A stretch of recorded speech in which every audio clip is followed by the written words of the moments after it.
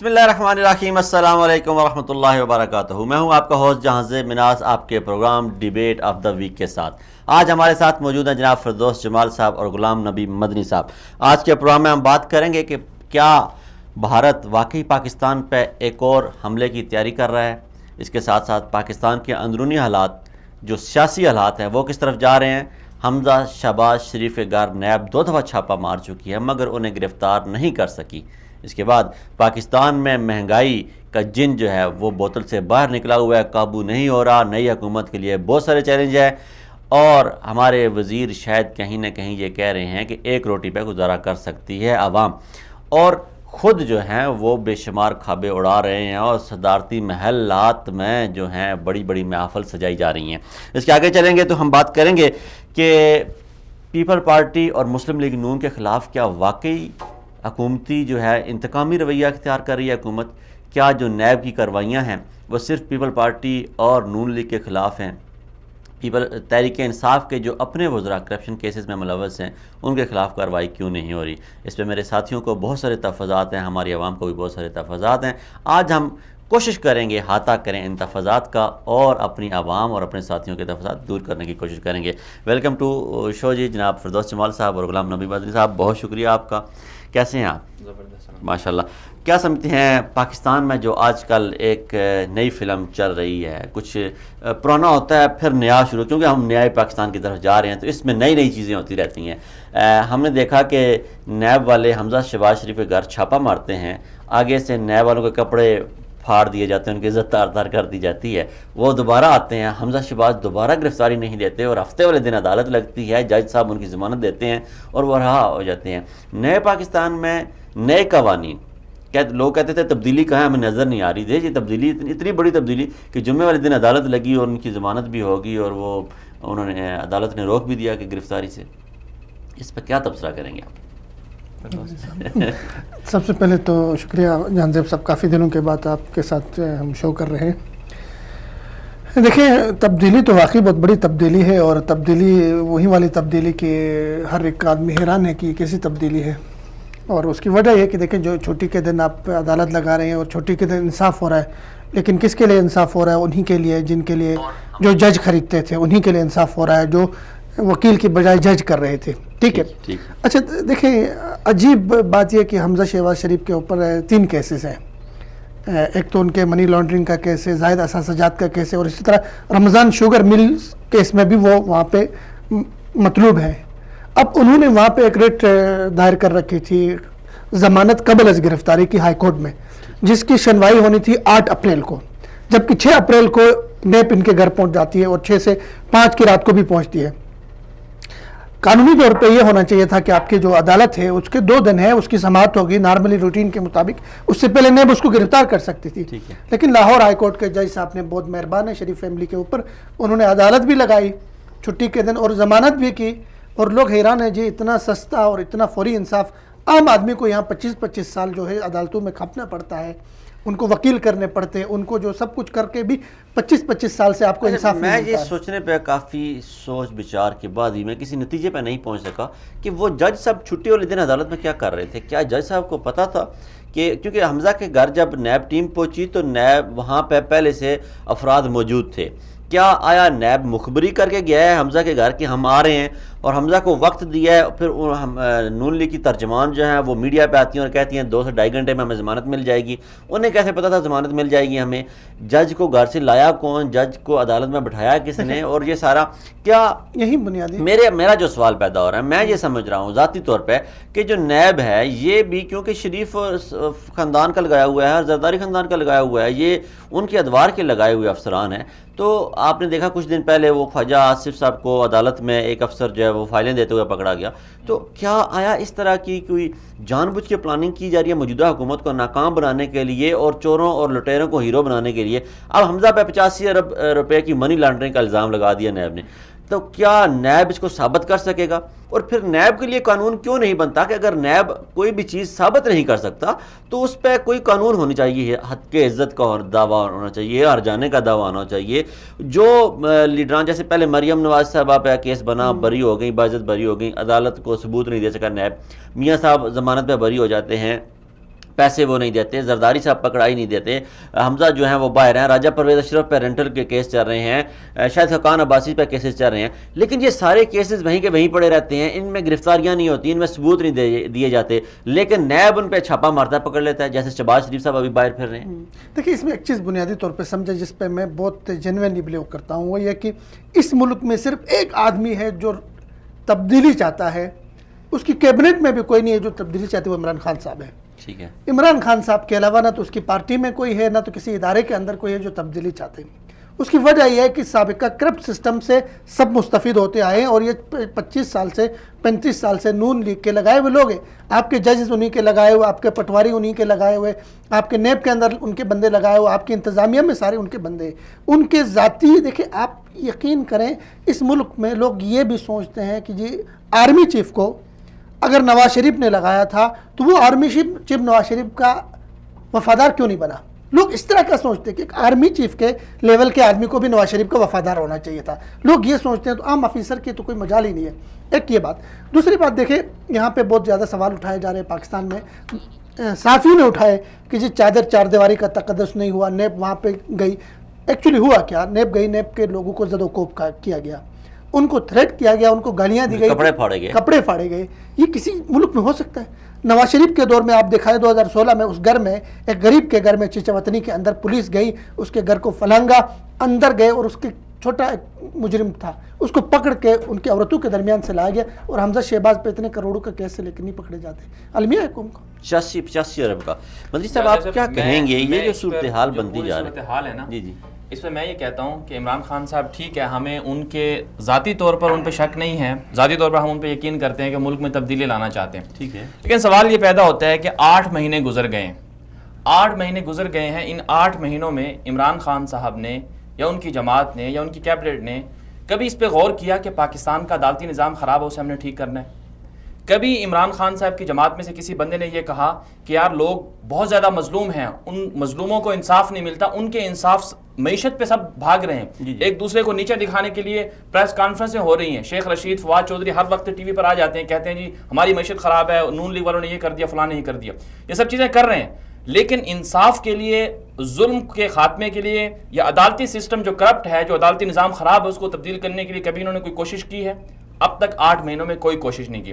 عمران خان صاحب کی حکومت کے لیے ایک ٹیسٹ کیس تھا سانحہ ساہیوال، اس کو بھی یہ لوگ منطقی انجام تک نہیں پہنچا سکے، اس کو بھی گول مول کر گئے۔ جب آپ غریبوں کے ساتھ، جب آپ مظلوموں کے ساتھ یہ سلوک کرتے ہو تو پھر آپ کے ساتھ تو سلوک ہوگا ہی والا۔ نیب کون سا نیب؟ کون سا نیب ہے اور کون سا کس بات پہ یہ کہہ رہے ہیں کہ انہوں نے عدالت لگا لی ہے، رات کو عدالت لگا لی ہے، ہفتے کو مدنی صاحب میں یہ سمجھتا ہوں کہ یہ جو نیب ہے یہ ایک سوچی سمجھی پلاننگ کے تحت جان بوجھ کے ان پہ کیسز بنا رہے ہیں عمران خان کے دور میں، تاکہ وہ یہ کہہ سکے کہ ہمارے کیس اپوزیشن کے دور میں بنے اور ہم اپوزیشن کے دور میں صاف شفاف ہو گئے، کل ہم پہ کوئی الزام نہ لگ سکے۔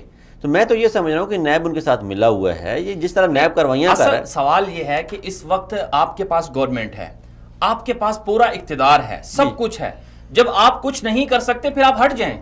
جب آپ کے پاس پاور ہوتے ہوئے بھی آپ کچھ نہیں کر پا رہے ہیں تو اس کا مطلب آپ ناکام ہیں۔ اگر آپ کو کامیاب بننا ہے تو آپ کو ایکشن لینا ہے۔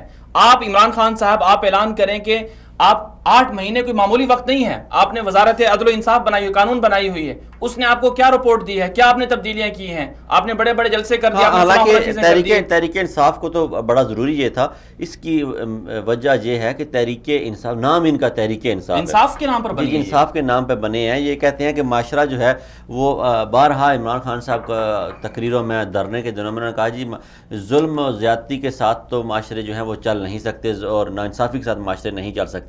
تو عمران خان صاحب یہ بارہا کہہ چکے ہیں، تو اب جب حکومت میں آئے ہیں تو اب عوام کو تو تبدیلی چاہتی ہے۔ ہم معیشت پہ کڑوا گھونٹ کر لیں گے، ہم پیٹرول مہنگا برداشت کر لیں گے، ہم بجلی مہنگی برداشت کر لیں گے، ہم صنعت کا پہیہ رکتا دیکھ لیں گے، ہم ڈالر کی گراوٹ اٹھان برداشت کر لیں گے، روپے کی گراوٹ برداشت کر لیں گے، لیکن جب ہم اپنے گھر میں غیر محفوظ ہوں گے تو یہ تو برداشت کوئی بھی قوم، کوئی بھی معاشرہ، ایون چڑیا، چھوٹی سی چڑیا ہوتی ہے، جب اس کے بچوں کو سانپ ڈسنے کے لیے آتا ہے یا کھانے کے لیے آتا ہے تو اپنی طاقت تک زور ضرور لگاتی ہے. بے شک وہ اسی سام کا نوالا بن جائے لیکن وہ جو جتنی اس کی سکت ہے وہ اتنی طاقت ضرور لگاتی ہے. تو کیا حکومت جب ایک ایسے وقت جب حکومت خود 4 ووٹوں پہ کھڑی ہوئی ہے تو یہ ظلم و زیادتیاں کر رہے ہیں بار بار، یہ برداشت کیا جائے گا اس معاشرے میں؟ تو میں یہ سمجھو عددی برتری بھی نہیں ہے حکومت کے پاس پارلیمان میں، تو کیا آپ رائے کیسے دیتے ہیں؟ کیسے یہ قانون سازی کریں؟ کیسے آپ اگر آپ کو کہا جائے کہ آپ حکومت کو کوئی مشورہ دیں تو آپ کیسے مشورہ دیتے ہیں حکومت کو؟ دیکھیں میرے پاس 2 مشورے ہیں. ایک تو مشورہ یہ ہے کہ جو 4 ووٹوں کا تانا دیا جاتا ہے تحریک انصاف کی حکومت کو، اس تانے کو ہمیشہ ہمیشہ کے لیے دفن کیا جا سکتا ہے. عمران خان صاحب کے پاس اس وقت پاور ہے، پورا پاکستان ان کو چاہتا ہے، پاکستان میں ان کی پاپولیرٹی ہے، بیرونی دنیا ان پر اعتماد کر رہی ہے، سعودی عرب، متحدہ امارات سارے ان کے ساتھ کھڑے ہوئے ہیں. ایک کام عمران خان صاحب یہ کریں کہ پاکستان میں 4 ووٹوں کا تانا اگر ان کو سننا ہے یا ان کے قانون سازی کے اندر روڑے اٹکائے جاتے ہیں، اس کو ہمیشہ ہمیشہ کے لیے ختم کرنا ہے، تو اس کے لیے عمران خان صاحب کو اسلامک صدارتی نظام کا اعلان کر دینا چاہیے، صدارتی ریفرنڈم کا اعلان کر دینا چاہیے. ایک کام تو یہ کرنا چاہیے. اس کے لیے تو پارلیمان سے منظوری چاہیے. پارلیمان سے منظوری نہیں چاہیے. اس کے لیے آپ اوپن وہ کریں کہ آپ ریفرنڈم کروائیں گے، پوری قوم اس میں شریک ہوگی. ترکی میں یہی ہوا ہے، پارلیمان سے منظوری نہیں چاہیے. آپ اوپن ریفرنڈم کرانے کے لیے بھی تو قرارداد چاہیے نا، پارلیمان سے قرارداد پاس ہوگی تو ریفرنڈم ہوگا نا ملک میں. تو ریفرنڈم پہ خرچہ آئے گا، اربوں روپے لگیں گے، وہ کون دے گا؟ ٹھیک ہے، اربوں روپے جہاں ہم ووٹوں پہ لگا سکتے ہیں تو وہاں ہم ریفرنڈم پہ بھی لگا سکتے ہیں. تو پھر ریفرنڈم تو قانون تو نہیں بنے گا. جب وہ عوام ان کے پاس اکثریت ہے، اس اکثریت کے ہوتے ہوئے عمران خان صاحب پارلیمنٹ میں یہ قرارداد لے کے جا سکتے ہیں اور وہ قرارداد منظور بھی ہو سکتی ہے. جب یہ کام منظور ہو جائے گا تو اس کے بعد جو ہے دوسرا کام عمران خان صاحب کو کیا کرنا ہے، پھر اپنی مرضی کے وہ جو چاہیں، اگر وہ انصاف کو لانا چاہتے ہیں، ظلم ختم کرنا چاہتے ہیں، تو اگلا جو اقدام ہے وہ بھی کر سکتے ہیں. وہ اگلا اقدام کیا کر سکتے ہیں؟ اگلا اقدام یہ قانون سازی کر سکتے ہیں، وہ سارا کچھ کر سکتے ہیں، چوروں کو پکڑ سکتے ہیں. پارلیمان اور حمزہ شہباز اور صدارتی نظام جب لے کے آئیں گے، صدارتی نظام کے لیے تو پھر انتخابات تو ضروری ہے ملک میں. پھر انتخابات نہیں، یہ ضروری نہیں ہے صدارتی انتخاب میں کہ آپ ایک ہی دم. آپ دیکھیں ترکی نے پہلے 5 سال پہلے جو ہے ریفرنڈم کروایا، پھر 5 سال کے بعد صدارتی انتخابات منعقد ہوئے. آپ ابھی اعلان کر دیں کہ جی ہم پاکستان کے اندر اسلامک صدارتی نظام لانا چاہتے ہیں. اسلامک صدارتی نظام کون سا ہے؟ اسلامک صدارتی نظام وہی ہے جو باقی دنیا سے ہمیں ممتاز کرتا ہے. یعنی ہمارا جو صدارتی سسٹم ہوگا وہ امریکہ والا نہیں ہوگا، ہمارا جو صدارتی سسٹم ہوگا وہ برطانیہ والا نہیں ہوگا یا فرانس والا نہیں ہوگا. ہمارا صدارتی سسٹم وہ والا ہوگا جو قرآن و سنت کی بنیاد پر کھڑا ہوگا. ہماری جمہوریت تو آج بھی وہ جمہوریت تو نہیں ہے جو امریکہ برطانیہ. ہمارے قانون تو ان سے بہت مختلف ہیں. ابھی جو یعنی ابھی پاکستان میں اسلامی جمہوری نظام ہے. آپ نا جہاں صاحب میرے پاس یہ آپ ٹیکنیکل بات کرتے ہیں، ممکنات میں سے لمبا چوڑا چکر ہے. ایک کام کریں، ٹوٹل فضل الرحمان، نواز شریف، شہباز شریف، زرداری اور بلاول، یہ 4-5 لوگوں کو پکڑ کے جیل ڈال دیں. ٹھیک ہے، اور ان کو ٹھیک ہے زبردستی فوج کے حوالے کریں. وہاں اندر ISI یا کوئی بھی IB کرتے ہیں، ان کے حوالے کریں، لتر مارے صحیح طرح سے، اور ان کی جتنی جائیداد باہر ہے ان کو نکالیں اور عوام کو بتائیں. 20 سال ہے بہت زیادہ ابھی نہیں آئے گی، اس کے بھی بڑے چکر کھلے. لیکن صحیح طرح سے لتر مارے، کوئی عوام نہیں نکلے گے. عوام تو نہیں نکلے گا، عوام اندر جیل میں جائیں گے کوئی نکلے گا. بریانی دے کے لاتے ہیں، ان کو پیسے دے کے لانے والے لوگ ہیں آپ کے. ٹھیک ہے نا، یہ جتنے شور ہو رہا ہے میڈیا پہ، اور میڈیا پہ تھوڑا سنسر لگا یار. میڈیا بھائی یہ سارا میڈیا ہڈی بھائی آپ نے ڈال رہے ہیں ان کو، جیو فلانے کو. ابھی تو سارے بول رہے ہیں حکومت کے خلاف، سب کے اشتہارات ہیں. میڈیا کے اوپر سنسر لگائے، ہر میڈیا کے ہاؤس کے اوپر ایک میجر کو بٹھا دیں. دیکھیں ابھی اس وقت آپ کا ملک اگر آپ نے چلانا تو یہ آپ کو کرنا پڑیں گے. اصول جائے بھاڑ میں، ہم نے اپنے ملک کو آگے لے کے جانا ہے تو کچھ سیدھے کڑوے گھونٹ ہمیں پینے. دیکھیں نا ملک کتنے سنگین حالات سے گزر ہے، اور دوسری طرف انڈیا پھر حملے کی دھمکیاں دے رہا ہے. تو ہمارے پاکستانی ساتھیوں کا پاکستانی جو جرنلسٹ ہیں ان کا ٹاپک کیا ہے، وہ اس پہ تحقیق کر رہے ہیں کہ جو ہے محترمہ بشرا بی بی اور عمران خان کے گھر میں لڑائیاں ہوتی ہیں. ان کا ٹاپک یہ ہے. میڈیا کو ساری چیزیں ہیں، لیکن جیسے فردوس صاحب نے کہا کہ ان سب کو جیل میں ڈالو، اتنا آسان بات نہیں ہے. ان کی اپنی فین فالوئنگ ہے، ان کے پیچھے لوگ ہیں، آپ ان کے ساتھ ایسا نہیں کر سکتے. آپ سب لوگوں کو اس وقت بھائی سب کو پتہ ہے، سب کو پتہ ہے اس وقت قوم آپ سب کو پتہ ہے. دیکھو بھائی جمہوریت کوئی نہیں ہے، سب کو پتہ ہے یہ کرپشن زدہ ہے، سب کو پتہ ہے یہ چوریوں میں پکڑے گئے، سب کو پتہ ہے ان کے اوپر کیسز ہے. اب کوئی جمہوریت نہیں، کوئی کچھ نہیں. پاکستان کی عوام سب سے بڑی طاقت ہے. ٹھیک ہے یار، دیکھو وہی جو نکلنے والا جو بیچارہ جس کی تصویر وائرل ہو گئی سوشل میڈیا میں، ہڈی کھا رہا تھا جو کھا رہا، وہ تو اپنے آپ کو نہیں، وہ تو ایک ایسا چیپ اس کا سٹنٹ تھا وہ فیمس ہونے کے لیے. وہ اکثر کبھی زنجیریں ڈال کے پھر رہا ہوتا ہے، کبھی گلے میں وہ پٹا ڈال کے پھر رہا ہوتا ہے، کبھی وہ دودھ کی بوتل اٹھا کے پھر رہا. وہ تو ایک بیوقوف سے مجنون سا آدمی ہے. وہ اپنے آپ اس کو مشہور کے پتہ چل گیا. یاد رکھو اگر زرداری دیکھو آپ کے ملک میں اسلامی جمہوریہ پاکستان میں شیطان آزاد ہوگا، کوئی مسئلہ نہیں، رمضان میں بھی آزاد ہوگا، لوگ روزے رکھیں گے، پاکستانی ایماندار ہے. لیکن پاکستان میں اگر آپ چاہتے تبدیلی لائے اور آپ زرداری کو آزاد چھوڑے، آپ چاہتے تبدیلی لائے آپ نواز شریف کو آزاد چھوڑے، آپ چاہتے تبدیلی لائے آپ فضل الرحمان کو آزاد چھوڑے، تو آپ کے ملک میں تبدیلی نہیں آئے گی. یہ لوگوں کو گمراہ کرتے رہیں گے، یہ لوگوں کو گمراہ کرتے رہیں گے، ان کو پکڑ کے. اچھا میری بات سنیں نا، ایک طرف ہم آپ کا یہ مطالبہ ہے کہ فضل الرحمان صاحب کو بھی اندر ڈالیں، نواز شریف صاحب کو بھی، زرداری کو بھی، اور بلاول بھٹو صاحب کو بھی، اب مان لیتے ہیں. دوسری طرف جب ہمارے وزیر اعظم وہ کہتے ہیں کہ مجھے تو اب پتہ چلا ہے کہ ایم کیو ایم والے بڑے نفیس انسان ہیں، کیونکہ میں آپ کا جو بات اس تناظر میں یہ بات لے کے جا رہا ہوں. آپ کو کہنے کا مقصد ہے کہ ماضی کے کیسز ہیں ان کے، اب تو ان کے پاس اختیار نہیں ہے ان تینوں کے جن کے نام آپ لے رہے ہیں، ان کے پاس اب تو اختیارات نہیں ہے نا. یہ تو ماضی میں ان کے پاس اختیارات تھے، جو انہوں نے ماضی میں جو جرم کیے ان کی آپ کہہ رہے ہیں کہ سزائیں دی جائیں. تو ایم کیو ایم کے جو بندے تھے ان کے بھی ماضی میں انہوں نے لوگوں کے گھٹنوں میں سوراخ کیے ہوئے ہیں، انہوں نے ہاتھوں میں کیلیں ٹھوکی ہوئی ہیں، وہ آج نفیس بن گئے ہیں. زارا آپا کو قتل کیا ہوا انہوں نے تحریک انصاف کی، تو وہ آج نفیس بن گئے. سنو دیکھیے نفیس بننے کا، اگر وہ نفیس ہیں تو وہ نفیس ہے، تو یہ تو زیادہ نفیس ہے میرے خیال میں. سنو مسئلہ کیا ہے؟ مسئلہ ایم کیو ایم کے حوالے سے جو عمران خان صاحب کا بیان تھا اس کو غلط طریقے سے پیش کیا گیا. اچھا، انہوں نے ایم کیو ایم کی جماعت کے حوالے سے بات نہیں کی، بلکہ انہوں نے کہا کہ ہماری کابینہ میں ایم کیو ایم کے کچھ لوگ ہیں، 2 لوگ ہیں تقریباً وزیر ہیں، ان سے متعلق کہا جو 2 تھے کہ ان کی پروگریس اچھی رہی ہے، یہ نفیس لوگ ہیں. ٹھیک ہے نا. جماعت اب میڈیا نے اس کو اچھالا جی، پوری جماعت کو کہا. ایک بات. دوسری بات ایم کیو ایم کے حوالے سے میری ذاتی جو رائے ہے وہ یہ ہے کہ مائنس الطاف حسین فارمولہ، ٹھیک ہے، الطاف حسین کو ہٹاؤ تو ایم کیو ایم کے میں اندر کون لوگ رہتے ہیں؟ میرے اور آپ جیسے طبقے کے لوگ ہیں. ویسے آپ کو پتہ ہے جماعت اسلامی سے بھی یہی زیادہ موقف رہا ہے کہ minus Altaf Hussain M Q M میں برداشت ہے. ایم کیو ایم کے اندر کون لوگ ہیں بھائی؟ متوسط طبقے کے لوگ ہیں. یہ آپ کے فاروق ستار کون ہے؟ جی جی، ٹھیک ہے نا. اچھا یہ جتنے لوگ ہیں یہ ڈاکٹرز ہیں، پی ایچ ڈی ہیں. بس مسئلہ یہ تھا کہ ان کو غلط راستے پہ ڈالا تھا. آپ ان ساروں کی گردنیں تو نہیں اتار سکتے. آپ یہ کریں، ان کے اوپر کرپشن کے کیسز ہیں. اس وقت پاکستان کا سب سے بڑا مسئلہ کرپشن ہے. آپ اپنے وہ خیبر پختونخوا کے وزیر اعلیٰ سابق کیا نام تھے؟ پرویز خٹک، اس کو بھی لٹکا ہے. وہ کوئی رشتہ دار تھوڑا لگتا ہے. جی جی، علیم خان کو پکڑ لیا، بہت اچھا کیا. ان کو بھی پکڑ لیں. جتنے بھی آپ جب تک اس طرح نہیں کریں گے عمران خان صاحب کو چلنے نہیں دیں گے لوگ. یعنی آپ یہ چاہ رہے ہیں کہ کوئی یہ کچھ بھی نہ کریں، عدالتیں شالتیں جو ہیں، عمران خان صاحب اپنے تبدیلی اختیارات ویسے کر سکتے ہیں، وزیر اعظم پاکستان یہ آرڈر جاری کر سکتا ہے، اٹھائیں جیل میں ڈالیں. آپ کے پاس دو آپشن ہے. پاکستان پیسے دیں گے تو باہر نکالیں گے. پاکستان کی عدالتیں یا تو آپ کے فوج کے ڈنڈے پہ چلتی ہیں، یا تو کسی سیاستدان کے، ملک ریاض جیسے لوگوں کے جو ہے پیسوں پہ چلتی ہیں. ٹھیک ہے نا. کسی سیاسی جماعت کے لیے کام کریں. عدالتیں آزاد نہیں ہیں. آزاد تصور ہی نہیں، آزاد ہے ہی نہیں نا.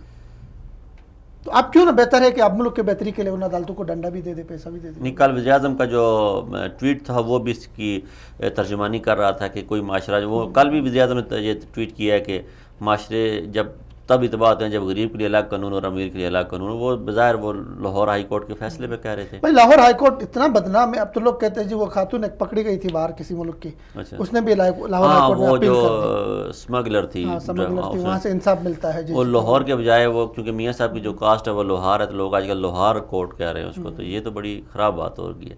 اچھا، ایک طرف ہماری عدالتیں جو ہیں وہ ایسا انصاف دے رہی ہیں، لاہور کی عدالتیں. دوسری طرف سندھ کی عدالتیں بھی تو اسی طرح کا انصاف دے. شرجیل میمن باہر، ایان علی کیس میں باہر، وہ ڈاکٹر وہ آسم باہر، زرداری صاحب باہر. سارے حرام خور جج بیٹھے ہوئے ہیں، رشوت خور ہیں، ان کے بچے باہر پڑھ رہے ہیں، سارے چور ڈاکو بیٹھے ہوئے ہیں. آپ کے کسی ادارے کے اندر الا ماشاءاللہ کوئی ایسا نہیں ہوگا جو کرپشن زیادہ نہیں ہوگا. لٹ مچی ہوئی ہے. اس سوسائٹی کو کیسے یہی نا آپ کے 8 مہینے میں کیا کر سکتا ہے؟ عمران خان صاحب اگر کچھ کرنا چاہ رہا، آپ دیکھیں مسئلہ یہ ہے، عمران خان صاحب کسی ادارے سے پروگریس رپورٹ مانگتا ہے، جی آپ اپنی رپورٹ دے دیں ہمیں. کون دیتا ہے رپورٹ؟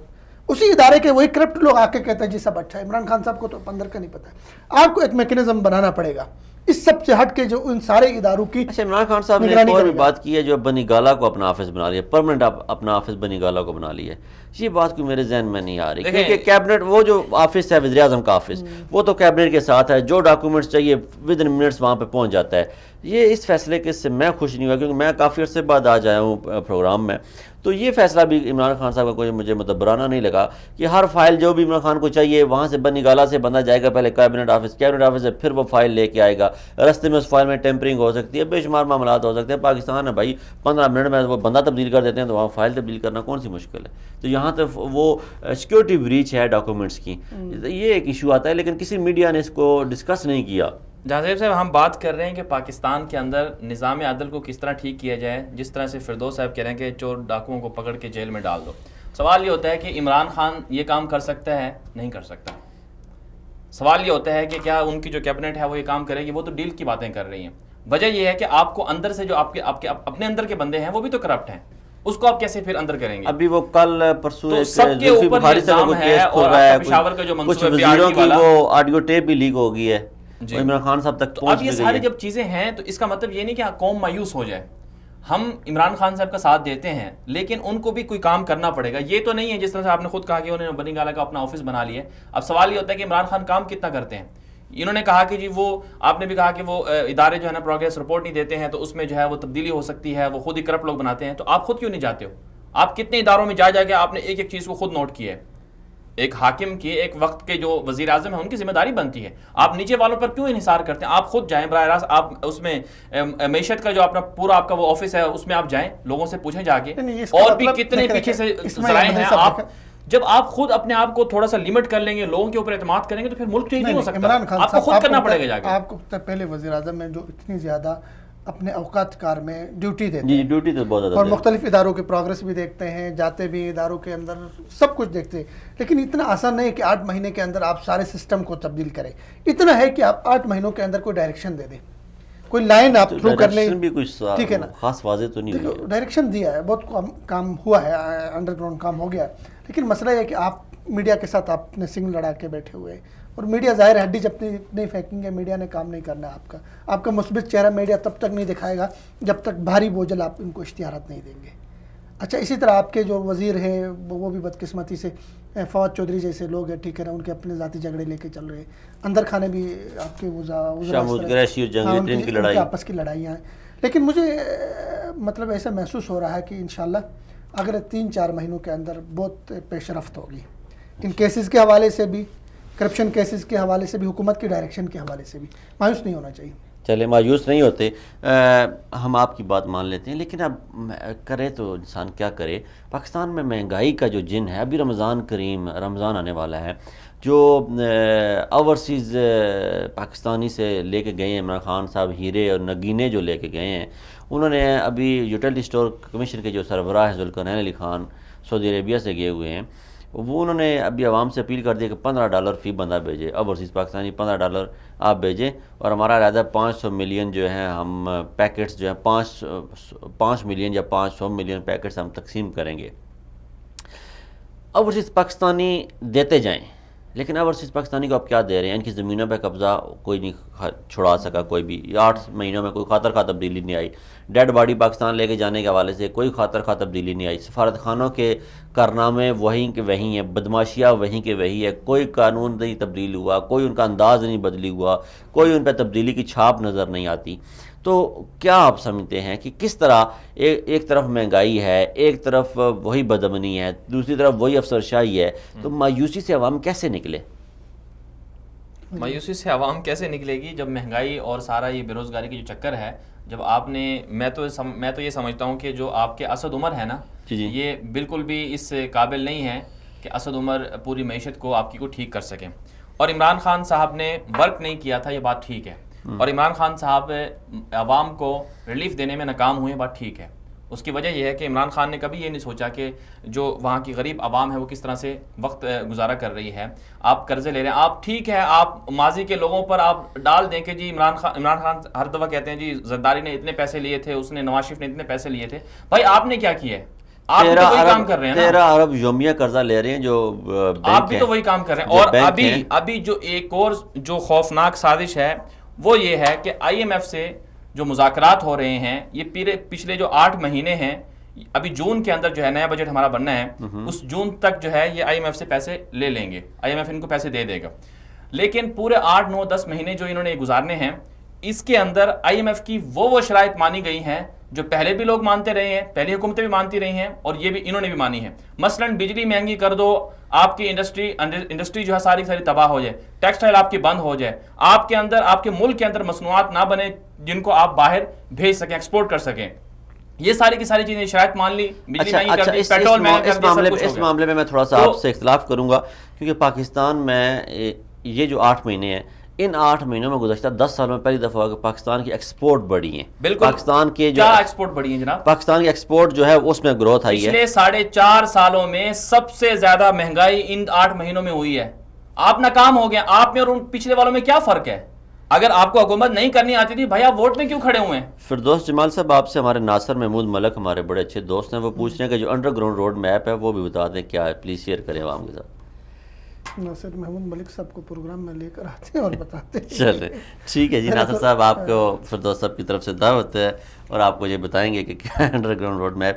اچھا مہنگائی جہاں ایک طرف اس سے براہ راست غریب متاثر ہوتا ہے، دوسری طرف وزیر اعظم کا یہ کہنا ہے کہ مجھے بہت سارے قرضے اتارنے ہیں، مجھے ملک کو ٹھیک کرنا ہے، میں سبسیڈائز نہیں کر سکتا، مزید سبسیڈائز کسی چیز کو میں نہیں کر سکتا، تو میں جتنی بھی سبسیڈائز انڈسٹری ہے اس سے جان چھڑانا چاہتا ہوں، تو میں اس سے اپنے پیروں پہ کھڑا کرنا چاہتا ہوں. جیسے پی اے ہو گیا، جیسے واپٹا ہو گیا، جیسے اور بے شمار پاکستان میں محکمے ایسے ہیں جو سبسڈیز پہ چل رہے تھے. تو وہ وزیر اعظم یہ چاہتے ہیں کہ میں انہیں سبسڈائز نہیں کرنا چاہ رہا، میں یہ چاہ رہا ہوں کہ یہ اپنے پاؤں پہ کھڑے ہوں، اپنا ریونیو جنریٹ کریں، پھر حکومت کو بھی کچھ دیں. تو یہ اس طرح تو اگر کریں گے تو مہنگائی تو ہوگی پھر، لیکن مہنگائی کا براہ راست اثر جو ہے وہ غریب پہ پڑ رہا ہے. ٹیکس نیٹ ورک میں جو لوگ لانے تھے، جو ٹارگٹ تھا وہ 8 مہینوں میں اچیو نہیں ہو سکا، وہ کم ہوئے ہیں لوگ. فردوس صاحب آپ کیا کہیں گے اس پہ؟ دیکھیں، آپ جب اصلاحات کرنا چاہتے ہیں اداروں کے اندر، آپ کے ٹیکس نیٹ کو درست کرنا چاہتے ہیں تو بہت سارے چیلنجز ہیں. یہ ایسا نہیں کہ آپ نے جادوئی چھڑی گھمائی سب کچھ ٹھیک ہو گیا. سر 8 مہینے بہت سارے ٹیکنیکل 9 مہینے میں بچہ ڈیلیور ہو جاتا ہے. دیکھیں ڈیلیور ہوتا ہے بچہ، لیکن بسا اوقات ایسا بھی ہوتا ہے کہ نہیں بھی ہوتا ہے. ٹھیک ہے، مسائل ہو جاتے ہیں، ٹیکنیکل ایشوز ہوتے ہیں، مسائل ہو جاتے ہیں. اب دیکھنا یہ کہ آپ مجھے یہ بتائیں کہ پچھلے 70 سالوں میں پاکستان میں فوجی دور کو نکال کے کب ایسا ہوا ہے کہ چیزیں مہنگی نہیں ہوئی؟ ہماری چیزیں ہمیشہ مہنگی ہوتی رہی ہیں. کبھی ایسا نہیں ہوا ہے کہ کوئی ایک چیز آپ کے سستی ہو گئی ہو اس کے ریٹ ہم خوش قوم. تو دیکھیں، آپ نے اگر 70 سال برداشت کیا ہے، پچھلے 35-40 سال ان کا برداشت کیا ہے، نون اور اس کے زرداری ڈاکوں کا، تو کچھ مزید برداشت کر لیں، دیکھ لیں. کیوں شور کرتے ہیں مدنی صاحب؟ کچھ مزید برداشت کر لیں، 1-2 سال. کون؟ عوام؟ آپ کیوں شور کر رہے ہیں؟ ہیں؟ یہ 1-2 سال میں بھی مکمل نہیں ہوگا ان سے. جو بندہ 8 مہینوں میں کچھ نہیں کر سکا، شور کیوں کرتے ہیں؟ شور زیادہ ہے. دیکھیں کچھ چیز دیکھیں، نہیں کچھ شور زیادہ ہے، زیادہ اتنا عوام کو پتہ ہے بھائی آپ نے پیٹرول مہنگا کیا ہے. ابھی کل پرسوں انہوں نے کیا کیا ہے جی، تحریک انصاف والوں نے اپنی وہ جو عوام کی طرف سے اعتراض تھا اس کو مٹانے کے لیے کہا جی سری لنکا میں اتنا کے پیٹرول ہے، بنگلہ دیش میں ہم سے مہنگا ہے، چین میں ہم سے مہنگا ہے، اور فلاں فلاں ملک میں ہم سے مہنگا اور ہم سستا پیٹرول دے رہے ہیں. اور بھائی لوگوں کو کیوں بیوقوف بنا رہے ہو؟ آپ اور ان کے ملک میں جو کرنسی ہے اس میں آپ فرق تو دیکھیں. بنگلہ دیش کی کرنسی آپ سے اوپر ہے جو آپ سے الگ ہوا ہے، انڈیا کی کرنسی آپ سے اوپر ہے جس کو آپ دھمکیاں دیتے ہیں توڑنے کی اور جس کو مارنے کی دھمکیاں دیتی ہیں. تو یہ عوام کو بیوقوف بنانا بند کریں. اصل مسئلہ یہ ہے کہ آئی ایم ایف سے قرض لیا جا رہا ہے. اور اچھا مجھے یہ بتائیں کہ تحریک انصاف کے پاس جتنے لوگ ہیں، جتنے ان کی صوبائی اسمبلیوں میں اور قومی اسمبلی میں ممبران ہیں، وہ کروڑ پتی ہیں. عمران خان صاحب درس دیتے ہیں کہ ہم سادگی اپنائیں گے. آپ ان کو کہیں اپنے ممبران کو کہ بھائی آج سے تمہاری تنخواہیں بند، تمہارا اپنا بزنس ہے، تمہارا اپنا کاروبار ہے، تم کس چیز کے الاؤنس لیتے ہو؟ اسمبلیوں کی تنخواہیں بند کریں، صوبائی اسمبلیوں کی تنخواہیں بند کریں. اگر آپ واقعی ملک کو تبدیل کرنا چاہتے ہو تو گھر سے شروع کرو نا بھائی. عمران خان صاحب آپ کی ابھی پنجاب میں عثمان بزدار نے 200-300 گنا جو ہے وہ بجلی کا وہ اپنا تنخواہوں میں اضافہ کر دیا، اور خود عمران خان بھی تنخواہ لیتے ہیں. رک گیا ہے وہ، بھلے رک گیا ہے، لیکن آپ کی یہ اس سے تو پتہ چلتا ہے نا کہ آپ کیا چاہتے کیا ہیں. آپ بھی وہی چاہتے ہیں جو اس سے پہلے والے لوگوں نے چاہا، اور آپ بھی وہی کر رہے ہیں جو پہلے والے لوگ کر رہے ہیں. آپ ملک کو ٹھیک نہیں کر رہے. عمران خان صاحب ہمیں آپ کی نیت پہ شک نہیں ہے، لیکن سوال یہ پیدا ہوتا ہے جو لوگ آپ کے ساتھ ہیں آپ ان کو تبدیل کریں. آپ کہیں کہ آج سے صوبائی اسمبلی کے کسی اسمبلی ممبر کو وہ پیسے نہیں ملیں گے. بہت تھوڑا رہ گیا ہمارے پاس. آپ میں مدنی صاحب آپ کو زیادہ تحفظات ہیں، آپ کو میں حکومت دیتا ہوں، آپ مجھے 4 لائنوں میں 8 مہینوں کا حل بتائیں. کیا آپ کر سکتے ہیں؟ کیسے؟ آپ کے پاس روڈ میپ کیا ہے؟ دیکھیں میرے پاس سب سے آپ کو حکومت مل گئی، آپ ان 8 مہینوں میں کیا کریں گے؟ مجھے حکومت ملے نہ ملے لیکن ہم حکومت کو کچھ چیزیں بتا سکتے ہیں. اچھا جی، جو کرنے کی ہیں وہ بتا سکتے ہیں. مثلا عمران خان صاحب نے یہ کہا کہ ہم آئی ایم ایف سے قرضہ لے رہے ہیں. ٹھیک ہے، آپ آئی ایم ایف کے پاس نہ جائیں. اس کا متبادل حل یہ ہے کہ آپ ملک سے جن جن لوگوں نے پیسہ لوٹا ہے ان سے پیسہ واپس لیں. علیم خان نے لوٹا ہے، کیس آپ آرڈر دیں. آپ کہیں کہ ایک مہینے کے اندر اندر یا اس سے بھی کم 15 دن کے اندر اندر ہم نے کیس نمٹانے ہیں. چاہے پرویز خٹک کا کیس ہے، چاہے نواز شریف کا کیس ہے، ہم نے پیسے لینے ہیں. آپ وہ پیسے، اچھا پیسوں کا ایک ہو گیا. دوسرا آپشن دوسرا آپشن یہی ہے کہ پاکستان کے اندر جو آپ سمجھتے ہیں کہ میں جو ذاتی طور پر سمجھتا ہوں وہ یہ ہے کہ آپ اعلان کریں کہ سودی نظام آج سے ختم اور زکوٰۃ کا نظام لاگو ہوگا اور عوام آپ کو زکوٰۃ دے گی، آپ کے سارے مسائل. عوام کو مہنگائی سے کیسے بچائیں گے؟ عوام کو بھائی جب سستی آپ چیزیں کیسے دیں گے؟ جب آپ کو کرپٹ لوگ جو ہیں آپ نہیں سستی چیزیں کیسے دیں گے میں بتاتا ہوں آپ. سستی چیزیں کیسے دیں گے اس کا حل یہ ہے جب آپ ٹیکس صحیح لیں گے. آپ اسمبلیوں کو جو ایک کتنے کروڑ میں وہ اجلاس پڑتا ہے، 10 کروڑ میں اجلاس پڑتا ہے آپ کا، جب اس کو آپ بند کر دیں گے، جب تنخواہیں جو اتنی مد میں دیتے ہیں وہ بند کر دیں گے آپ. اچھا ٹھیک ہے، یعنی اسمبلیوں کے اجلاس، سینٹ کے اجلاس بند کر دیں گے. اجلاس نہیں بند کیے جائے لیکن ان کے جو ممبران ہیں ان کی تنخواہیں بند کر دی جائیں. ان کی تنخواہیں بند کر دی جائیں تو وہ اجلاس میں مدنی صاحب کی باتیں پریکٹیکل نہیں ہیں، خیالی باتیں ہیں. وہ میں وہی دیکھ رہا ہوں. انہوں نے آج بڑی، میں نے پہلی دفعہ سنی اسلامک صدارتی نظام، وہ اس پہ میں نے بات کرنی مدنی صاحب سے، آپ ریکارڈ کر لیں گے. چلیں آپ کیا سمجھیں جی کہ 8 مہینے آپ کو حکومت میں ملے ہیں، آپ ان 8 مہینوں میں کیا کر سکتے تھے؟ دیکھو مدنی صاحب نے تو حکومت قبول بھی کر لیا، میں تو کہتا ہوں ہم حکومت بنا نہیں سکتے ہیں، گرا سکتے ہیں مولانا فضل الرحمن کی طرح. دیکھیں آپ کو نا ایک کام کرنا ہے، پاکستانی قوم کو سب سے پہلے آپ نے اپنی قوم کو مطمئن رکھنا ہے. اگر یہ قوم مطمئن رہی تو پھر آپ آگے اصلاحات بھی کر لیں گے، کچھ ان پہ برڈن اور بوجھ بھی ڈالیں گے، کوئی ایشو نہیں ہوگا. ان کو مطمئن کرنے کے لیے آپ نے یہ 2-4 نام میں نے لیے، ان کو لٹکاؤ، ایمرجنسی لٹکاؤ، ٹھیک ہے نا، کسی طرح بھی لٹکاؤ ان کو، ٹھیک ہے نا. سیاسی شہید وحید زرداری کو کوئی مردار بن جائیں گے، 40 سال ہو گئے تو یہ بھی زندہ رہیں گے. زرداری بھٹو نہیں بن سکتے، زرداری 2 دفعہ بھی پیدا ہو گیا، بھٹو نہیں بن سکتا. ان کو لٹکاؤ یا کم از کم ان کو 20 سال جیل ڈالو، ان سے جبرن دستخط کر کے پیسے نکالو، قوم کو بتاؤ بھائی اتنا انہوں نے لوٹا تھا، اتنا ہم نے نکالا، اب آگے ہمیں ٹائم دے دو. اب آپ اگر اسی طرح صرف ان کو جیلوں میں آنا جانا ان کا رہے گا، ان سے آپ کچھ ڈیلیور نہیں کریں گے، کوئی لے لیں گے نہیں تو نہیں بنے گا. اچھا، ایک ایسے وقت پہ جب پاکستانی حکومت بے شمار مسائل کا شکار ہے، ہمیں بے شمار پریشانیاں دیکھنے کو ملی اور بے شمار رکاوٹیں ہمیں حائل ہیں، جو تبدیلی کا سفر ہے اسے طے کرنے کا، آگے بڑھنے کا جو سفر ہے اسے طے کرنے میں. تو اسی وقت میں آج جو شاہ محمود قریشی صاحب نے بڑی ہی سنگین قسم کے بیانات دے دیے ہیں کہ 16 سے 20 اپریل کے دوران دوبارہ جو ہے وہ انڈیا کو یہ ایک حملہ کر سکتا ہے. ایک ایسے وقت میں جب فضل الرحمان حکومت گرانے کی باتیں کر رہے ہیں اور بلاول بھٹو ایک لات مار کے حکومت گرانے کی باتیں کر رہے ہیں، میاں نواز شریف صاحب جو کہہ رہے ہیں کہ ہم اسمبلیوں کو چلنے نہیں دیں گے، حمزہ شہباز کہہ رہا ہے کہ میں پنجاب اسمبلی کو چلنے نہیں دوں گا. تو ایسے میں حکومتی جو ارکان ہیں ان کی سوچ کیا ہے، عوامی سوچ کیا ہے، اور جو ادارے ہیں ان کی سوچ کیا ہے، اس پہ ہم بات کرتے ہیں اور آگے چلتے ہیں. غلام نبی مدنی صاحب، انڈیا نے دوبارہ ایک اپنی سازش کا جال بننا شروع کر دیا ہے اور پاکستان کے اداروں نے اس کا سراغ لگا لیا ہے. آگے بھی پہلے بھی اسی طرح ہوا کہ پاکستان نے انٹرنیشنل برادری کو پہلے ہی بتا دیا تھا، پلوامہ اٹیک کے بارے میں پاکستان نے پہلے آگاہ کر دیا تھا کہ انڈیا پلوامہ میں کوئی کشمیر میں بڑی کارروائی کرنے جا رہا ہے جس کا ملبہ پاکستان پہ تھونپے گا. اسی وجہ سے یہ جنگ ٹل گئی ہے. اب دوبارہ وہ کر رہے ہیں، پلاننگ کر رہے ہیں، دوبارہ کوئی ایسا اٹیک کرنے جا رہے ہیں، اپنے ملک میں اپنے لوگوں کو مروانے جا رہے ہیں. آپ کیا کہتے ہیں، انڈیا کا جنگی جنون کم کیوں نہیں ہو رہا؟ دیکھیں انڈیا کبھی بھی پاکستان کے ساتھ اپنے جنگی جنون کو کم نہیں کرے گا.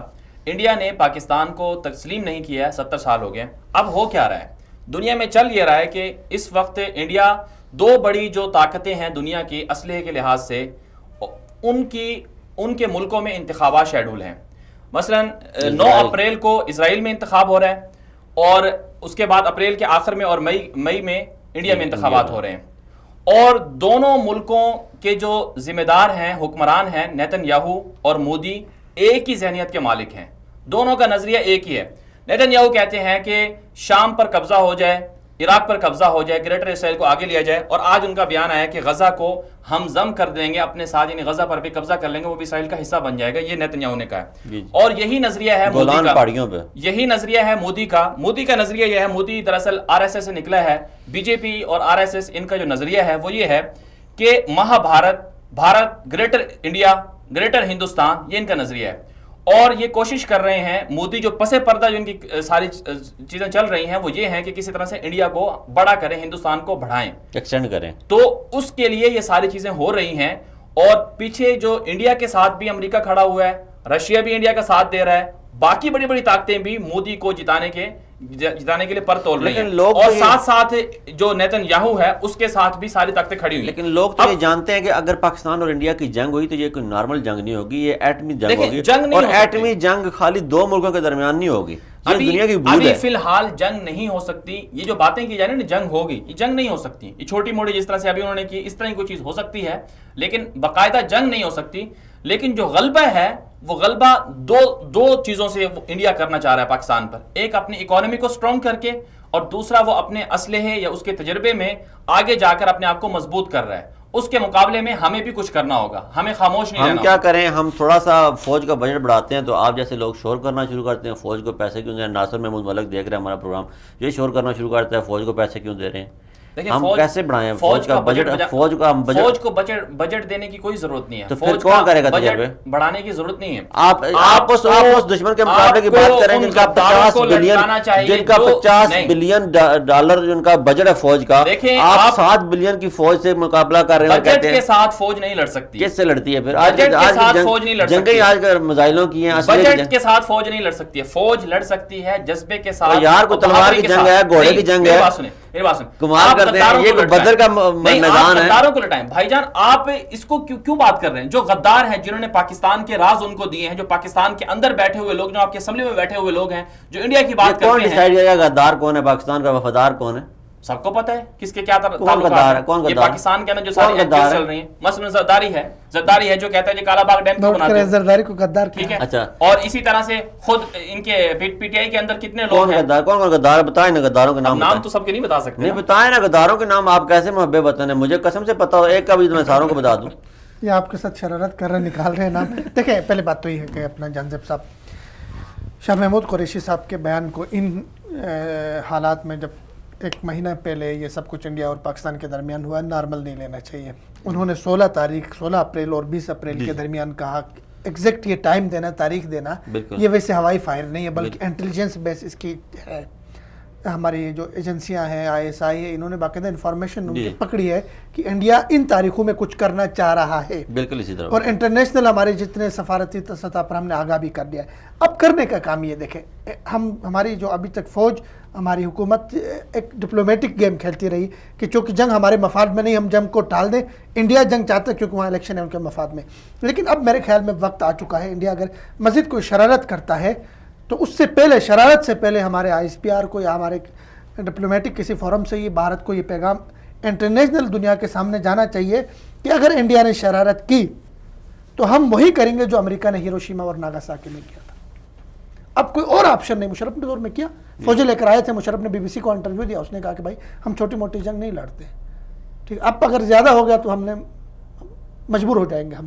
ٹھیک ہے بھائی, کر لیں گے. انڈیا کیا ہے, اتنے شائن انڈیا اپنے آپ کو, وہ کہتے ہیں وہاں پہ لوگوں کی حالت کیا ہے. تو انڈیا کو جب تک صحیح طرح سے جواب نہیں دیں گے, یہ بنیے ہیں, یہ پیچھے نہیں ہٹیں گے. یعنی آپ یہ چاہ رہے ہیں کہ ٹھیک ہے کر جائیں, کیا چھوڑیں, چلا دیں جو ہمارے پاس اسلحہ ہے. تو ایک اس کا ایک یہ حل بھی ہے نا جو حکومت چاہ رہی ہے کہ کیوں نہ ہم انٹرنیشنل فورم کو پہلے ہی مطلع کر دیں کہ انڈیا دوبارہ ایک ایسی کارروائی کرنے جا رہا ہے. انڈیا نے کیا, پہلے جہاز ان کا ہے, جارحیت کی. اگر ابھی میزائل حملہ کرتا ہے, کرے گا انڈیا کسی جگہ پہ میزائل, مرید کے میں آپ کے کسی جگہ پہ, ٹھیک ہے نا, وہ ٹارگٹ کر سکتا ہے. بھائی آپ نے فوراً اس سے پہلے جب وہ تیاری پوزیشن میں کاؤنٹر کرے, جس طرح 12 جگہوں پہ کیے تھے, ابھی کاؤنٹر کر کے لاک نہیں کرنا ہے, ٹارگٹ کو لگا رہے ہیں سیدھا. اس کے بغیر انڈیا سیدھا نہیں ہو جائے گا. ایک دفعہ لگاؤ بھائی, وہاں ان کی فوجیں کس طرح, آپ کو پتہ ہے ان کی براہ راست جنگ چھڑ جائے گی, اس سے ہو جائے بھائی جنگ. ہمیں نقصان ہوگا, انڈیا کو زیادہ نقصان ہوگا. وہ بڑا ملک ہے, بڑی پاپولیشن ہے, بڑی جمہوریت ہے, بڑا نام ہے اس کا, اس کے نقصان زیادہ ہوگا. دیکھیں قومیں کبھی بزدلی سے جنگ سے نہیں بچ سکتی ہیں. آپ نے جنگ سے بچنا ہے تو جنگ سے بچنے کے لیے آپ کو جنگ کرنی پڑے گی, اس کے بغیر حل نہیں. عزت کا وہی راستہ ہے. مدنی صاحب آخری کنکلوژن کیا آپ کا؟ دیکھیں جنگ اس طرح تو اگر کریں گے تو دونوں کے لیے نقصان دہ ہے. اور میں یہ سمجھتا ہوں کہ جس طرح سے ہم دیکھ رہے ہیں, اس طرح سے فردوس صاحب کہہ رہے ہیں کہ ہم ان کو سمجھائیں, اگر وہ بات ہماری مان لیں تو ٹھیک ہے, ورنہ ہم ان پر ہیروشیما کی طرح جو ہے نا بم مار دیں ان کے اوپر. یہ بات کہنا یہ تو بالکل میرے خیال میں اتنا پاسبل نہیں ہے, اتنا ممکن بھی نہیں ہے. اس سے دونوں کا نقصان ہوگا. اب کرنا کیا ہے, کرنا یہ ہے کہ آپ اپنی اکانومی کو پہلے اسٹرانگ کریں, ٹھیک ہے, آپ اپنے فارن ریلیشن اچھے کریں, آپ اپنی ٹریڈ بڑھائیں, آپ اپنے دوست زیادہ بڑھائیں, دوستوں کو زیادہ کریں, دوستوں کی صفوں میں جو آپ کے دشمن گھسے ہوئے ہیں ان دشمنوں کو الگ کریں, تو پھر آپ جو ہے ان سے جیت سکتے ہیں. مثلا میں آپ کو ایک مثال دیتا ہوں, واضح مثال ہے کہ انڈیا کے مشرق وسطیٰ کے ممالک بالخصوص گلف کنٹریز کے ساتھ جو تعلقات ہیں اتنے زیادہ مستحکم ہیں, اتنے زیادہ اچھے ہیں کہ آپ کے پاکستان کے نہیں ہیں. انڈیا کی ٹریڈ یو اے کے ساتھ جو ہوتی ہے تقریباً سالانہ 50 ارب ڈالر کے قریب ہے. سعودی عرب کے ساتھ جو ہوتی ہے وہ تقریباً 27 سے 30 ارب ڈالر کے قریب ہے. اور یہی جو صورتحال ہے 3 ارب ڈالر عمان کے ساتھ ہے.